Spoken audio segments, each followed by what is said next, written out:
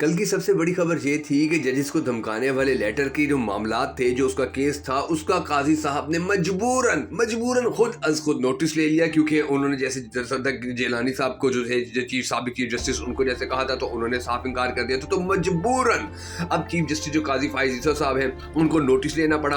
और उसी दौरान chief justice Peshawar high court justice Mohammad Ibrahim ने जो काजी है उसके ऊपर बड़े इल्जामात लगा दी, यानी कि टेंशन दे दी काजी साहब को, कि कहा कि आप इंसाफ के खिलाफ वर्जी कर रहे हैं, आप मेरिट के खिलाफ वर्जी कर रहे हैं। आप माजी में खुद उमर अता बंदयाल को सीनियरिटी पर खत लिखते थे कि सीनियरिटी के हवाले से जो है जिन जजेस को आगे आना चाहिए उनको आगे ले आओ, और अब सुप्रीम कोर्ट के अंदर जगह खाली है मगर आप मुकम्मल खामोश हैं, यानी कि हमें किस वजह से इग्नोर किया गया है, आप बताइए। आप दो नंबरी कर रहे हैं, अपना इंसाफी कर रहे हैं। अब 4 सफात पर मबनी ये जो खत था इसने अलहदा से तहलका मचाया हुआ। काजी साहब इसके गेड़े में आ गए, काजी साहब इसके चक्कर में आ गए कि यहाँ से अब कैसे निकल लें।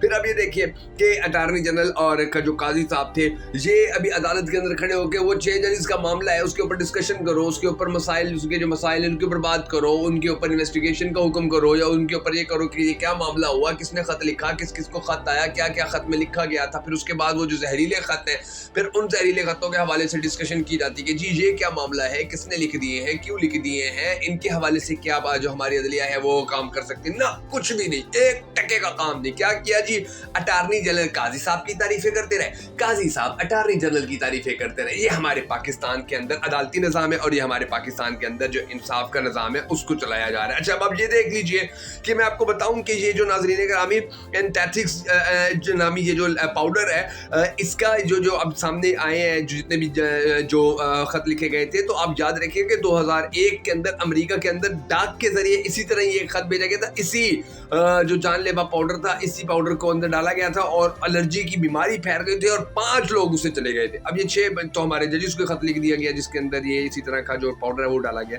तो ये आप अंदाजा लगा लीजिए। और हमारे जो जज साहब हैं, हमारे जो चीफ जस्टिस साहब है, काजी साहब है, वो अटॉर्नी जनरल की तारीफें कर रहे हैं, अटॉर्नी जनरल काजी साहब की तारीफें कर रहे हैं। वाह वाह वाह वाह, पाकिस्तान के अंदर इंसाफ इसी तरह चलेगा। अच्छा, आगे चलिए। अब आप ये देख लीजिए कि हसनात मलिक ने कहा है कि इस वक्त सुप्रीम कोर्ट बार और सरकार एक पेज के ऊपर है। पाकिस्तान बार, सुप्रीम कोर्ट बार और सरकार और काजी साहब जो है बिल्कुल एक पेज पे, यानी कि इस वक्त इन चारों को अगर मिला दिया जाए तो पाकिस्तान की हुकूमत बन जाती है कि पाकिस्तान की असल हुकूमत ये बैठी हुई है, सरकार ये बैठी हुई है। और अब ये मामला जो है जो फुल कोर्ट के अंदर जा सकता है, फुल कोर्ट के अंदर जाएगा तो काजी साहब फिर गेड़े में आ जाएंगे। अब एतजाज एहसन की जो पिटीशन थी काजी साहब वो भी नहीं सुनना चाह रहे, यानी कि वो भी बड़ी मुश्किल से फिर काजी साहब ने वो पिटीशन भी सुनी कि एतजाज एहसन साहब ने जो पिटीशन दायर की हुई है कि जी ये मामलात जो है इन मामलात को जल्द से जल्द ठीक करने की कोशिश की जाए, क्योंकि ये तो मामलात बड़े गड़बड़ हो गए, बड़े खराब हो गए। अब ये देख लीजिए कि जजेस वाला 6 जजेस मामला वाला जो मामला वो मजीद आगे बढ़ते जा रहा है। काजी ने सोशल मीडिया को वबा करार दे दिया जी, कल का वबा करार दिया कि ये तो वबा है, ये तो पाकिस्तान को नुकसान दे रही है, ये तो पाकिस्तान के बड़े खतरे में।